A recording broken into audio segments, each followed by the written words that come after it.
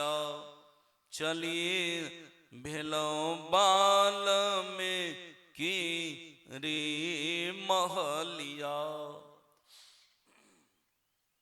जब वहां पहुंचेंगे अजब शहर दिखाई पड़ेगा अंदर में, इस ब्रह्मांड में।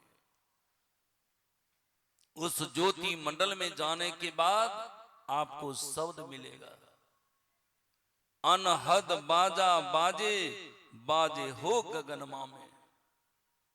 अनहद शब्द, यहां पर तो हारमोनियम, ये तबला, डुग्गी, नाल है, और वहां तो अनहद जी शब्द का कोई सीमा नहीं है। सभी शब्दों में एक शब्द है, वह है ब्रह्म का शब्द, प्रभु परमात्मा का शब्द। वही प्रभु परमात्मा के शब्द को पकड़ना है। 1930 ईस्वी में जब गुरुदेव को दिव्य दृष्टि खुली थी, और जब अंदर में शब्द खुला, उस वक्त बाबा देवी साहब नहीं थे। अब बिना गुरु का ये शब्द पकड़ना बहुत कठिन की बात है। पढ़िए आप सत्संग सुधा, तब पता चलेगा। गुरुदेव कहां गए? ये साव साधना के पता लगाने के लिए ब्यास, पंजाब। संत मत का ही एक अंग है ब्यास, इसलिए कि तुलसी साहब का प्रमुख 4 शिष्य हैं, और तुलसी साहब का एक शिष्य वही राधा स्वामी है। पत्नियों के नाम पर वहां पर संत मत कायम हुआ है। इधर बाबा देवी साहब के हम लोग वंशज हो गए। अब वहां जब गए, पता लगाने लगे, इसके संबंध में कोई नहीं बताए। गुरुदेव मंच पर स्पष्ट कह दिए, जिस ख्याल से हम आए हुए थे वह चीज हमको प्राप्त नहीं हुआ, तो वापस आ गए। गंगा के किनारे जगह खोजने लगे, लेकिन संजोग से भागलपुर के पास आने के बाद वहां एक गुफा मिला। उसी गुफा को साफ सुथरा करके वहां पर ध्यान करने लगे। उसी शब्द का जब खोज करने लगे, तब गुरुदेव आकाशवाणी करते हैं, पांचों केंद्रन पर पांचों बस्ती, अनहद नौवत ज्योति धरती। अंदर में 5 केंद्र है।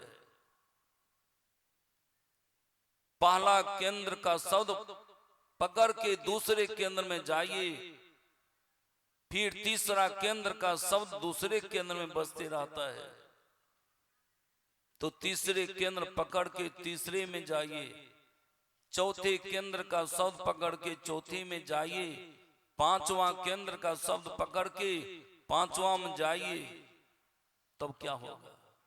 सार शब्द पर खो विधि यही भवबंधन जर जाए। परमात्मा का शब्द अगर कहीं पकड़ लीजिएगा तो वह शब्द खींच के ले जाएगा कहां? परमात्मा के पास। शब्द को आप क्या पकड़िएगा? शब्द ये पकड़ लेगा। 2 बाबाजी था, दोनों नदी किनारे टहल रहा था। नदी में क्या देखा? कमल का मोटी भासते जा रहा है। वह कमल का मोटी नहीं था, वह भालू था। भालू जब पानी में भासता है तो मुंह डुबा के भासता है। ये बाबाजी के मन में हुआ, लगता है कमले का मोटरी है। अब बाबाजी को लोभ होबे करता है। आपके यहां संजो से कहीं पधार गए, कहीं बुला लिए, तब देखिए फरमाइश, ये लेंगे वो लेंगे, आपको तो जान बला हो जाएगा। एक सज्जन ने कहा, बाबा बाबा के प्रोग्राम ले लिए, इतनी नतीजा कैल कौन बाबा कान पकड़ लिया, फिर बाबा जी तबाजी हम नहीं बोले। दो बाबा जी में से एक बाबा जी ने कहा रे ठंडी के समय छो, हमें तेरल जाने छी तो किनारे में रहो, ई कम्बल के मोटरी के घींच के किनारा में लावे छो, तब दोनों मिलकर उठाए के ऊपर क्या लेवे, आधा आधा बांट लेवे। तो दूसरा ने कहा ठीक है जाओ। बाबा जी कूद गया पानी में, तैर करके गया मोटरिया के पास, जाके भर पान पकड़ लिया। अब मोटरी रहे तब न था भालू, अब ये क्या पकड़ेगा, भालुए पकड़ ले। जिसको भालू पकड़ लेगा छोड़ेगा महाराज। यही हाल है, जैसे ही आप परमात्मा को शब्द को पकड़ेंगे, शब्द को क्या पकड़िएगा, शब्द ये पकड़ लेगा।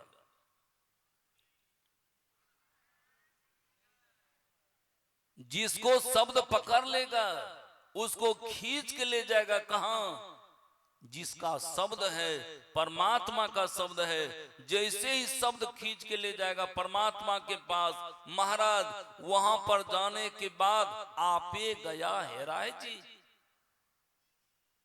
फिर आप वहां जीव नहीं रहेंगे। तब क्या होगा, हम प्रभु प्रभु ये कहीं होई, द्वंद्व देत रहा नहीं कोई। वह शब्द खींच के कहीं प्रभु परमात्मा का घर ले गया, स्वतः प्रभु परमात्मा हो जाएंगे। जीव पर से सारा आवरण यानी जड़ आवरण झड़ जाएगा। ये जड़ आवरण उतरने के बाद तब क्या होगा, तब आप नहीं रहेंगे, हम नहीं रहेंगे, मैं शब्द खत्म हो जाएगा, अहम ब्रह्म, मैं ही ब्रह्म हूं, मैं ही परमात्मा।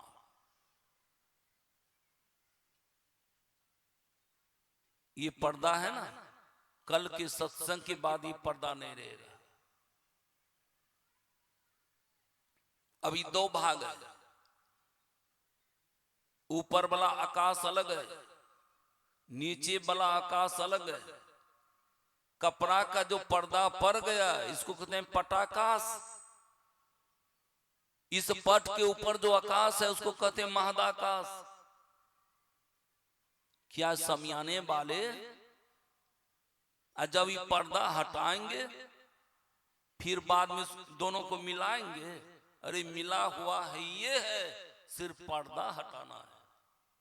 यही मामला है, परमात्मा और जीवात्मा के बीच में जो पर्दा है, शरीर का पर्दा है, उसको हटा दीजिए, अरे दोनों मिला हुआ है, ये है। तब जीव जीव में रहेगा, ये जीव तब शिव हो जाएगा। इसलिए हम लोग क्या करें, इस तरह का युक्ति लेकर के साधना करें, साधना करके जन्म मरण के चक्र से छोड़ जाएं, नहीं तो भारी लफड़ा लगेगा। मरिए तो मर जाइए, छूट पड़े जंजाल, अरे ऐसी मरने कौन मरे, जो दिन में 100 बार, जिस मरने से जग डरे, मेरे मन आनंद, कब मरियो कब पइयो वह पूरन परमानंद। मरने से डरते हैं ना, तो बाद में आप नहीं डरेंगे, नहीं डरेंगे। जान लीजिए, जिस वक्त गुरुदेव का 99 बरस का उम्र था, 99 बरस का उम्र हो रहा था, रात में गुरुदेव 9 बजे के आसपास भोजन करते थे। भोजन के बाद शरीर को छोड़ दिए।